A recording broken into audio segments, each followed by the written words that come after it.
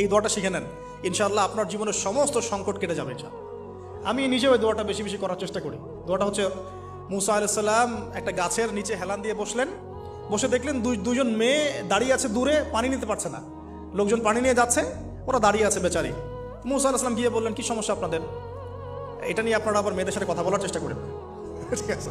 তো মাহারাম গায়রা মাহারাম মেনে চলে।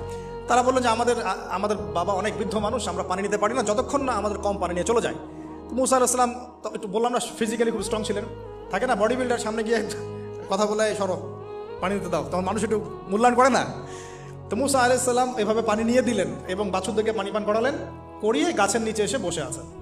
বসে বসে তিনি দোয়া করছেন, এই যে দোয়াটা তিনি দোয়া করছেন, রব্বি, একটা নেক কাজ করলেন না, মানুষের উপকার করলেন, নেক কাজ করে এসে গাছের নিচে বসে দোয়া করছেন, আল্লাহ এখানে তো আমার খাবার পানি বাসস্থান কিছুই নাই, আমি কি করব?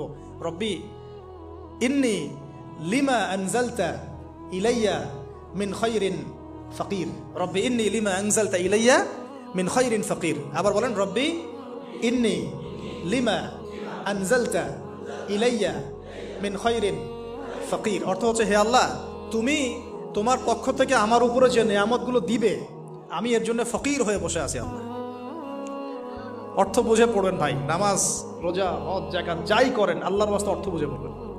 অর্থ বুঝে পড়লে আপনার ইবাদতের স্বাদ পাবেন, তৃপ্তি পাবেন, আল্লাহর সাথে কানেকশন হবে, আল্লাহর নূর পাবেন, মাআরিফত পাবেন, সত্য স্বপ্নও দেখবেন তখন ইনশাআল্লাহ।